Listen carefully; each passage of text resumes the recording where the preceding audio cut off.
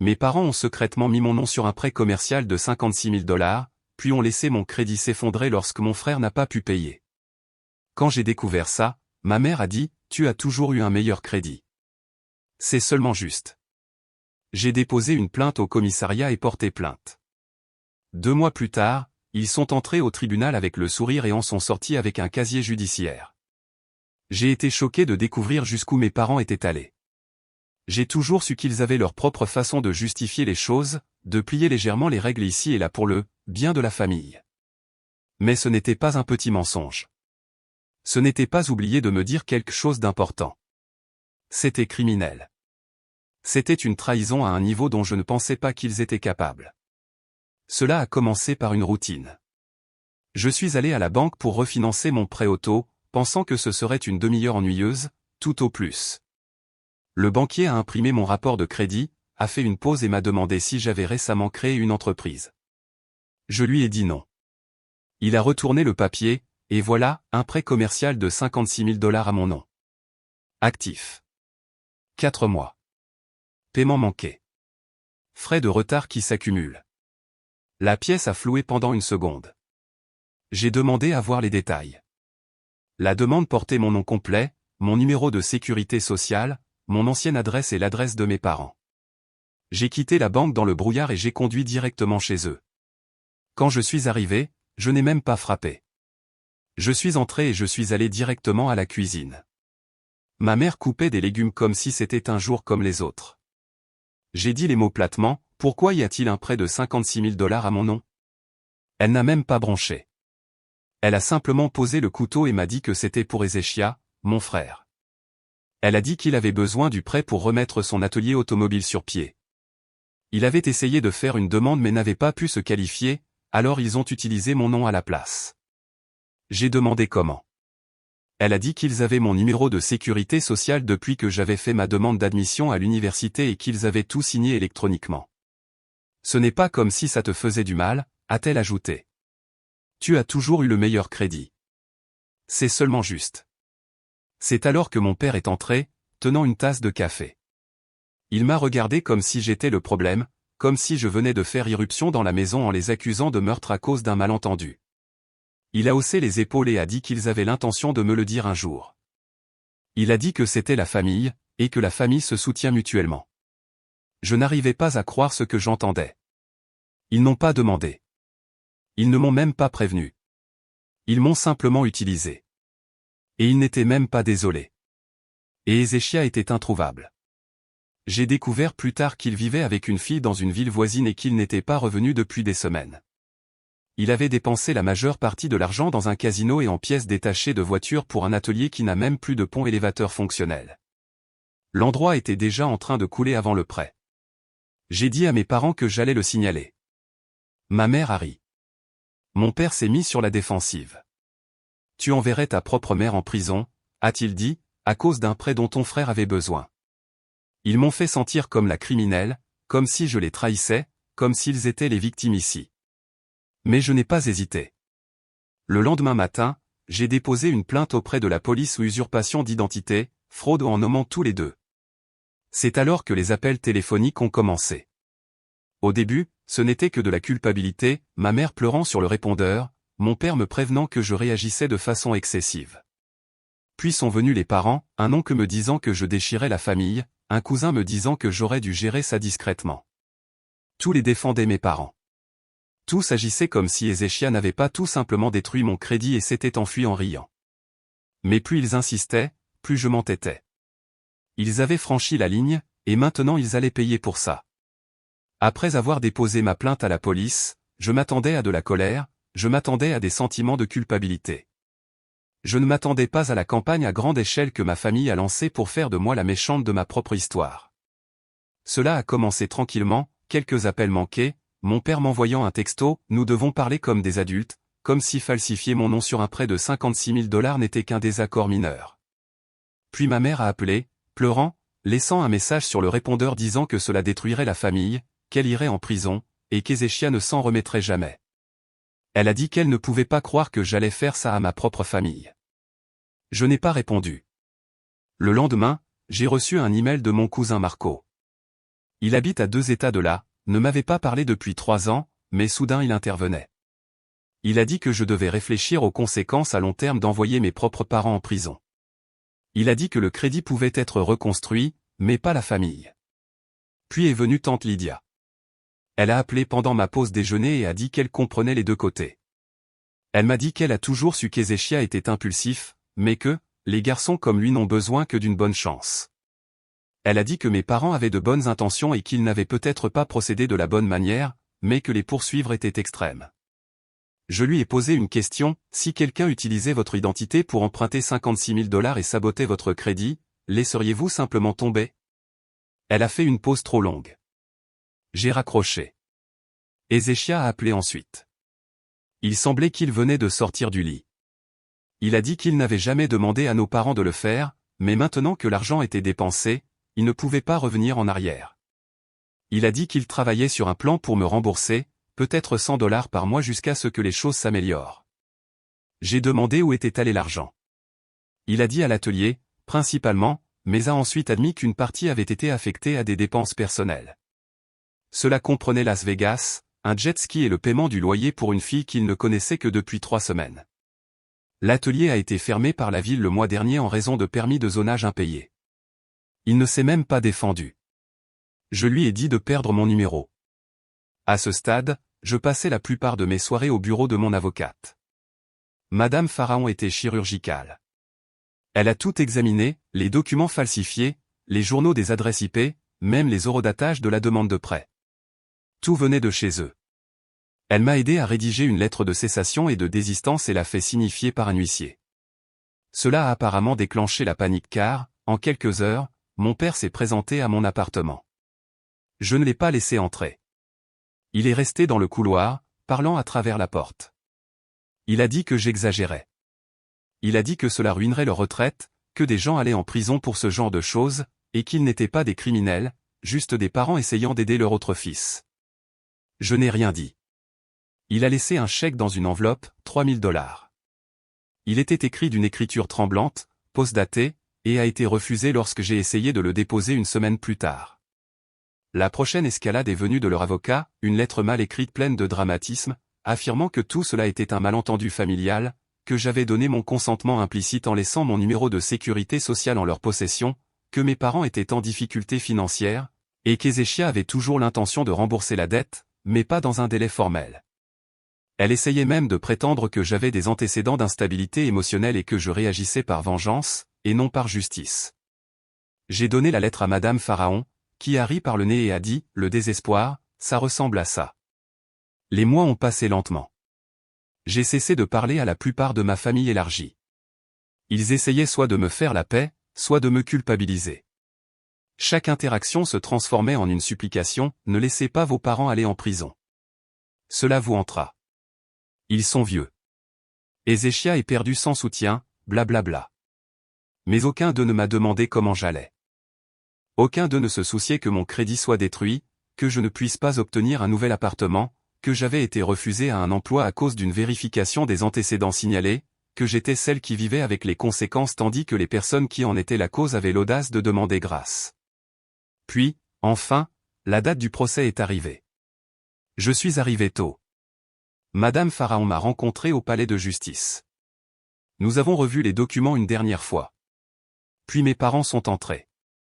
Ils étaient habillés comme s'ils allaient à l'église. Ma mère avait même une nouvelle coupe de cheveux. Mon père avait des chaussures cirées. Ils ont souri aux gens dans le hall comme s'il s'agissait d'un léger malentendu au sujet d'un ticket de stationnement. Mais lorsque le juge a appelé l'affaire et que les accusations ont été lues à haute voix, vol d'identité en tant que crime, fraude bancaire, complot en vue de commettre une fraude, les sourires se sont fissurés. L'huissier a pris leur téléphone. La main de ma mère a tremblé lorsqu'elle a posé le sien sur la table. Mon père s'est penché pour lui chuchoter quelque chose. Et, pour la première fois, ils avaient l'air effrayés. La salle d'audience était silencieuse lorsque les accusations ont été lues. On pouvait entendre le bourdonnement des lumières au plafond, le craquement de la chaise du juge, même le cliquetis des clés de quelqu'un dans sa poche. Mes parents étaient assis là comme des étrangers. Les versions sur d'elles-mêmes, culpabilisantes et manipulatrices, qui avaient appelé et envoyé des textos pendant 2 mois avaient disparu. Ce qui les a remplacés, ce sont deux personnes qui ont enfin réalisé qu'elles n'étaient plus maîtres de la situation. Madame Pharaon a parlé avec précision. Elle a exposé le déroulement des événements comme une procureure. Même si ce n'était encore que la phase préliminaire, elle a expliqué comment mes parents avaient utilisé mon numéro de sécurité sociale sans autorisation, falsifié ma signature par le biais de formulaires de consentement numérique et demandé un prêt commercial à mon nom. Elle l'a étayé par des preuves numériques, journaux d'adresse IP, horodatage du navigateur et même confirmation par email de la banque. Il n'y avait aucune échappatoire. Leur avocat a essayé de tourner la situation. Il a prétendu qu'il s'agissait d'un malentendu familial. Il a dit « Mes clients n'ont pas réalisé la gravité de leurs actes, leur intention a toujours été de rembourser le prêt, les difficultés financières les ont conduits à prendre une mauvaise décision. » Il a même essayé de parler de l'histoire familiale, comment il m'avait soutenu pendant mes études, comment il m'avait payé mon loyer une fois que j'avais perdu mon emploi, comme si cela justifiait en quelque sorte la fraude criminelle. Le juge n'a réagi à rien de tout cela. Puis est venu le tournant. Le procureur a soulevé un détail insignifiant mais accablant, ils avaient falsifié non seulement ma signature, mais aussi une fausse piste de courriel pour faire croire que j'avais donné mon consentement verbal. Les emails ont été retracés jusqu'à l'ordinateur de travail de mon père. Ils étaient horodatés des semaines après l'approbation du prêt, une tentative de panique évidente pour couvrir leurs traces une fois qu'ils ont réalisé qu'ils pourraient se faire prendre. Le juge a fait une pause après cela, les a regardés tous les deux et a dit « Ce n'est pas un malentendu. C'est une fraude calculée. » C'est alors que la panique s'est installée. Ma mère a commencé à chuchoter à leur avocat. Mon père a joint les mains comme s'il priait. Le juge a fixé une date pour le procès pour crime et a refusé la demande de rejet des accusations. Devant le tribunal, ils ont essayé de me parler. Je suis passé juste à côté d'eux. Mais ce n'était pas la fin. Une semaine plus tard, ma mère s'est présentée à nouveau à mon appartement. Elle ne pleurait pas cette fois-ci. Elle avait l'air furieuse. Elle a dit que je ruinais notre famille. Que Ézéchia avait disparu et que personne ne savait où il était, qu'il recevait de la haine des voisins, que les gens de l'église posaient des questions. Je n'ai pas dit un mot. 2 jours après cela, mon cousin Dominique, l'une des rares personnes à être resté neutre, m'a appelé. Il a dit qu'il avait entendu dire que mes parents envisageaient de vendre leur maison pour régler leur compte avec le tribunal. Il a dit qu'Ézéchia avait vidé plus que le prêt. Il avait également emprunté à d'autres membres de la famille, et maintenant tout le monde était en train de se débattre. Les mêmes personnes qui m'avaient dit de pardonner réalisaient maintenant qu'il avait fait cela à plus que moi. Mais je n'avais pas fini. Madame Pharaon et moi avions déjà demandé des dommages et intérêts au tribunal civil. Si l'affaire pénale ne les envoyait pas derrière les barreaux, l'affaire civile leur laisserait au moins une dette dont ils ne pourraient pas s'échapper. Ils avaient détruit mon crédit, traîné mon nom dans la boue et essayé de me faire passer pour instable, tout en jouant les victimes. Il ne s'agissait plus de vengeance. Il s'agissait de demander des comptes aux gens, même s'ils partageaient votre nom de famille. Le jour suivant l'audience préliminaire, j'ai reçu un appel d'un numéro masqué. Je l'ai laissé sonner. Puis est arrivé un texto, « Veuillez me rencontrer. Juste toi et moi. » Une seule fois. C'était Ézéchia. Je l'ai ignoré. Puis un autre message est arrivé, plus désespéré, « Ils perdent tout. Rencontrez-moi une seule fois. Je vous dirai tout. » La curiosité a pris le dessus. J'ai choisi un restaurant en bordure de la ville tôt le matin, où le personnel ne posait pas de questions et où personne ne se souciait de qui vous étiez. Il avait l'air fatigué, cernes sous les yeux, non rasé, portant un sweat à capuche qui ne lui allait pas. Quand il m'a vu entrer, il s'est levé comme s'il allait me prendre dans ses bras. Je n'ai pas bougé. Il s'est rassis. Je ne pensais pas qu'ils allaient vraiment le faire, a-t-il dit. Je leur ai dit de ne pas le faire. Je le jure. Je n'ai pas répondu. Il a commencé à parler vite, a dit que le prêt était leur idée, qu'il n'avait besoin que d'une petite somme pour réparer le pont élévateur de l'atelier, et qu'il lui avait dit qu'il trouverait une solution. Il a prétendu n'avoir jamais demandé 56 000 $. Il a dit que notre père voulait utiliser le reste pour investir dans un projet de rénovation immobilière qu'il avait trouvé en ligne. Je ne savais pas si je devais le croire, mais cela n'avait plus vraiment d'importance. Puis il a dit quelque chose qui m'a fait reculer dans mon siège, ils allaient essayer encore une fois après ça si ça marchait. Ils avaient vos informations sauvegardées. Ils ont dit que c'était mieux pour la famille si vous ne le saviez pas, je l'ai regardé. Il a dit qu'il était parti parce qu'il n'arrivait plus à supporter, qu'il avait perdu l'argent, oui, mais que c'était eux qui avaient l'intention de continuer à m'utiliser comme leur solution de secours mon crédit, mon nom, ma vie. Il a dit que toute cette situation n'avait éclaté que parce que je l'avais découvert tôt. Si je ne l'avais pas fait, ils en seraient à 2 ou 3 près maintenant. Je suis parti sans dire un mot. La date du procès civil s'est approchée rapidement. Mon avocate m'a tenu au courant, et les choses ont commencé à changer. De plus en plus de membres de la famille ont cessé leurs appels culpabilisants. J'ai découvert que mes parents avaient vendu leur voiture et étaient en train de mettre la maison en vente non pas par remords, mais par désespoir. La nouvelle s'est répandue. C'est alors que les messages ont recommencé à arriver non pas de leur part, mais d'autres personnes. Des personnes dont je n'avais pas eu de nouvelles depuis des années, des amis de mes parents, des gens de l'église, même l'un de mes anciens professeurs. Ils avaient tous le même ton, vous avez fait passer votre message. Vous les avez assez punis. Il est temps de s'arrêter. Mais voici le problème, il n'avait rien compris. Il ne s'est jamais agi de punition. Il s'agissait de vérité. Mes parents ont créé une culture familiale où la loyauté signifiait le silence. Où l'aide signifiait le sacrifice sans aucune question. Où remettre en question leurs décisions faisait de vous la personne égoïste. Et Ézéchias, il a toujours été l'élu, celui qui faisait des erreurs mais qui n'a jamais subi de conséquences. Plus maintenant. Le matin du procès civil, je suis passé à côté d'eux dans le couloir. Mon père ne m'a pas regardé. Ma mère a commencé à parler, puis s'est arrêtée. Leur avocat n'a même pas essayé de me serrer la main cette fois-ci. Le procès n'a pas duré longtemps. Madame Pharaon a exposé les dommages financiers. Le juge a posé quelques questions. Puis il a statué, il me devait 74 328 $. Cela comprenait le prêt, les intérêts, les frais de retard, les frais juridiques et les dommages causés par le coup porté au crédit. Il devrait commencer à payer immédiatement. S'ils ne le faisaient pas, le tribunal pourrait saisir leurs biens. Ils ont perdu tout ce qu'ils essayaient de protéger non pas parce que je le leur ai pris, mais parce qu'ils ont joué avec quelque chose qui ne leur appartenait pas et qu'ils ont perdu. Le texto de mon père est arrivé moins de 24 heures après que le juge ait rendu son verdict, tu as détruit ta propre famille. C'est tout ce qu'il disait, aucune excuse, aucune explication, juste des accusations. Pourtant, même après tout, ils pensaient être les victimes. Le jugement a été très dur. Les 74 328 $ comprenaient le capital du prêt, les frais de retard, les intérêts, les frais juridiques et une pénalité pour les dommages causés à mon crédit. Madame Pharaon m'avait prévenu qu'ils essaieraient probablement de retarder les paiements ou de faire appel des dommages, mais aucune de ces stratégies n'a fonctionné. Les preuves étaient trop solides, et leur avocat, qui avait commencé si confiant, n'a presque plus rien dit à la fin. On pouvait voir sur son visage qu'il savait qu'il représentait 2 personnes qui étaient au bout du rouleau. J'ai entendu dire qu'ils ont mis la maison en vente le soir même. Ma maison d'enfance partie. En quelques jours, le panneau « à vendre » était dans la cour. 2 semaines plus tard, le prix a baissé de 30 000 $. Le désespoir ne négocie pas. Ils ont emménagé dans une location de l'autre côté de la ville, quelque chose de petit et de triste.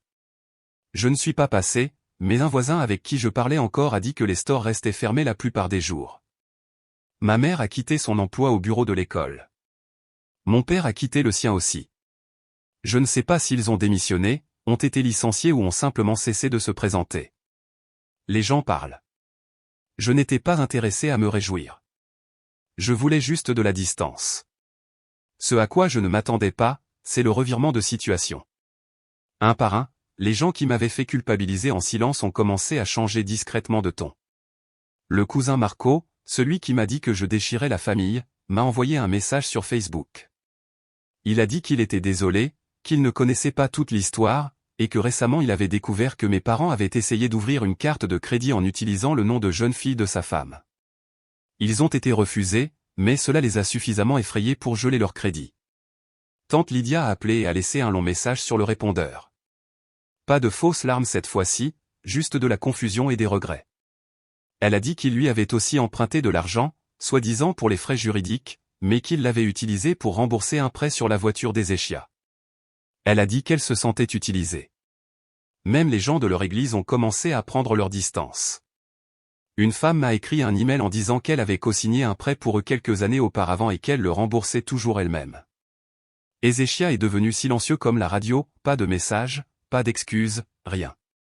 J'ai vérifié un rôle du tribunal par curiosité et j'ai constaté qu'il était poursuivi séparément par un fournisseur de pièces pour près de 10 000 $. Une autre facture impayée. Une autre personne laissée pour nettoyer le désordre qu'il a créé. J'ai déménagé, nouvelle ville, meilleur travail, appartement plus petit. Personne ne connaissait le nom de ma famille, et c'était le meilleur aspect. Madame Pharaon m'a donné des références à des spécialistes du nettoyage financier. J'ai passé des semaines à réparer mon crédit, à contester les inscriptions et à envoyer des lettres. Ce fut lent et frustrant, mais finalement mon score a commencé à remonter. Cela a pris du temps, mais j'ai commencé à aller mieux. Pas guéri, exactement ce mot ne m'a jamais semblé juste, plutôt recalibré, comme si j'avais enfin réinitialisé le système que j'avais été forcé de porter pendant des années. Et, pendant un certain temps, ça a été ça. La vie s'est calmée. Puis l'enveloppe est arrivée. Pas d'adresse de retour, mon nom écrit en lettres capitales sur le devant. Pas de timbre, livré à la main. Elle avait été glissée sous la porte de mon appartement pendant que j'étais sorti. À l'intérieur, il y avait une seule feuille de papier, un document imprimé d'une banque que je n'avais jamais utilisée ou une demande de compte d'épargne datant de 2 ans avant le prêt commercial. Elle était à mon nom. Je l'ai regardée, mon nom, mon numéro de sécurité sociale, ma date de naissance, tout était correct, mais je n'ai jamais ouvert ce compte. Le solde était faible, moins de 500 $, mais l'activité montrait qu'il avait été utilisé sporadiquement pour de petits virements. Au dos, écrit à l'encre, il y avait 5 mots, ils ont déjà fait ça avant. Je me suis assise. Mes mains tremblaient. Celui qui l'avait envoyé savait quelque chose. Et soudain, j'ai réalisé que le prêt n'était pas le début. J'ai regardé le document pendant longtemps. L'écriture au dos ne me semblait pas familière, ni celle de mes parents, ni celle d'Ezechia, mais quelqu'un savait. Quelqu'un avait vu cela se produire auparavant et avait finalement décidé de me le dire, anonymement. Ce soir-là, j'ai récupéré tous les rapports de crédit, tous les comptes, tous les antécédents financiers auxquels j'avais accès. J'ai croisé les références des adresses, des numéros de compte, des anciens emails. J'ai fouillé des années de relevés en ligne. Cela a pris des heures, mais j'ai finalement trouvé quelque chose que je n'avais jamais remarqué, une carte de crédit ouverte lorsque j'avais 19 ans. Je ne l'avais jamais utilisée.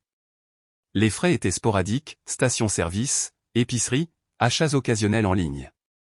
Elle était discrète grâce à de petites transactions et était remboursée intégralement à chaque fois. Le compte a été fermé discrètement 5 ans plus tard. Je ne l'aurais pas remarqué car il n'est jamais devenu délinquant. Ils l'ont gardé propre. Ce compte d'épargne n'était pas le premier. C'était le deuxième. Et soudain, j'ai compris, cela n'avait pas commencé avec le prêt. Ce n'était que la première fois qu'ils étaient devenus gourmands. Ils utilisaient mon identité depuis des années, non pas de manière imprudente, mais prudemment, au petit compte, faible solde, juste assez pour les aider, juste assez pour ne pas déclencher d'alarme. Mais au moment où ils sont devenus désespérés, ils ont poussé trop loin. J'ai appelé Madame Pharaon le lendemain matin et je lui ai tout donné. Elle a gardé le silence pendant 1 minute, puis a dit qu'elle me référerait à un avocat pénaliste si je voulais rouvrir l'enquête. J'ai dit oui, pas seulement pour l'argent, pour chaque mensonge, chaque faveur déguisée en amour, chaque fois qu'ils m'ont dit que la famille était plus importante que mes limites. Elle a déposé de nouvelles accusations 1 semaine plus tard, vol d'identité étendu, abus financiers, plusieurs chefs d'accusation sur plusieurs années. Nous avons inclus le document anonyme, la carte de crédit, tout. C'est alors que la deuxième tempête a frappé. Cette fois, ils n'ont pas essayé de me contacter. Ils ne le pouvaient pas. Leur avocat a démissionné. Le tribunal a gelé leurs avoirs. Une deuxième date d'audience a été fixée, celle-ci ayant une portée plus large. Les enquêteurs ont commencé à retracer d'autres comptes. Il s'avère que je n'étais pas le seul nom auquel ils avaient accès. Ils avaient fait la même chose à mon grand-père décédé, un compte de retraite vidé lentement au fil des ans. Ils ne l'avaient jamais remarqué, ou s'ils l'avaient fait, ils n'avaient rien dit. Le verdict final est arrivé 3 mois plus tard. Mes parents ont été reconnus coupables de plusieurs chefs d'accusation. Ils ont été condamnés à 3 ans de probation et ont été contraints de verser des dommages et intérêts à la fois à moi et à la succession de mon grand-père. Ils ont tout perdu, la maison vendue à perte, les avoirs restants ont été liquidés. Leur réputation, ce qu'il en restait, avait disparu. Je ne les ai plus jamais revus. Ezechia a complètement disparu. La dernière fois que j'ai entendu parler de lui, il vivait en Arizona, en faisant du couchsurfing chez quelqu'un qui ne connaissait pas son nom de famille. L'enveloppe, la dénonciation anonyme, n'a jamais été retracée. J'ai une idée de qui c'était. Peut-être l'un des cousins qui a compris trop tard qu'il avait été utilisé. Peut-être quelqu'un à l'intérieur de la banque qui s'est senti mal à l'aise au sujet du compte. Peut-être que quelqu'un a encore peur de dire son nom à haute voix. Peu importe. Ce qui compte, c'est que c'est fini pas avec le pardon, pas avec des retrouvailles pleines de larmes, c'est fini avec la responsabilité. Parce que la famille ne signifie pas se sacrifier pour l'imprudence de quelqu'un d'autre. La famille ne signifie pas le silence pendant qu'ils mettent votre vie en feu et appellent ça de la chaleur. Parfois, vous brûlez le pont, puis vous construisez une vie meilleure sur les cendres. Épilogue, cela fait 1 an. Parfois, je vérifie encore la boîte aux lettres, m'attendant à une autre enveloppe anonyme, mais rien d'autre n'est arrivé. Le silence maintenant semble mérité ou lourd mais propre. J'ai changé mon nom de famille pas légalement, pas encore, mais socialement, au travail, en ligne, avec de nouveaux amis. C'est un tampon, une façon de tracer une ligne entre ce que j'étais et ce que je suis maintenant. La plupart des gens pensent que je préfère simplement utiliser mon deuxième prénom. Ils ne posent pas de questions, et je n'en offre aucune. Mon crédit est de retour dans les 7 cents. Il a fallu des mois d'appels, de lettres et de contestations, mais j'y suis arrivé. J'ai acheté une voiture d'occasion à mon propre nom, sans cosignataire, sans aucun artifice, et je l'ai payée en une seule fois parce que je ne veux rien devoir à personne pendant longtemps, très longtemps. Les frais d'avocat étaient élevés, mais chaque centime en valait la peine. Madame Pharaon prend toujours de mes nouvelles de temps en temps, généralement par l'intermédiaire de son assistante, juste pour voir si j'ai besoin de quelque chose. Je garde sa carte rangée derrière mon permis de conduire. Je ne parle plus à personne dans la famille. Marco a essayé une fois, il a envoyé un texto qui disait « J'espère que tu vas bien ». Je l'ai laissé sur lu. Lydia a envoyé une carte de Noël sans adresse de retour, signée uniquement de son prénom. Je l'ai jetée sans l'ouvrir. Les gens aiment jouer les pacificateurs lorsqu'ils n'ont pas été ceux qui ont été brûlés. Quant à mes parents, j'ai entendu dire qu'ils avaient déménagé à nouveau, quelque part à la campagne. Quelqu'un a dit qu'ils louaient une caravane, qu'ils vivaient de la sécurité sociale et de ce qu'ils avaient réussi à cacher avant que le tribunal ne prenne le reste. Pas de numéro de téléphone, pas de mail, pas de contact, même pas pour demander pardon. Je pense qu'ils savent que les portes se ferment pour de bon. Ezechia est toujours parti. De temps en temps, je vérifie les registres publics par curiosité. Pas d'arrestation pour l'instant, mais donnez-leur du temps. Certaines nuits, lorsque l'appartement est calme et que mon téléphone ne bourdonne pas avec les problèmes des autres, je me souviens d'être ce type assis à la banque, essayant de refinancer son prêt auto juste un mardi ordinaire, juste une formalité stupide. Et je réfléchis à la façon dont tout s'est effondré à partir de ce moment-là. Mais je pense aussi à ceci, si je ne l'avais pas découvert, il l'aurait refait. Si j'étais restée silencieuse, il m'aurait détruite en morceaux, lentement, année après année, prêt après prêt. Parfois, se protéger signifie devenir la personne que les autres considèrent comme cruelle. Je suis d'accord avec ça parce qu'au final, la vérité est simple, ils ne me protégeaient pas. Ils m'utilisaient, et maintenant, enfin, ils ne le peuvent plus.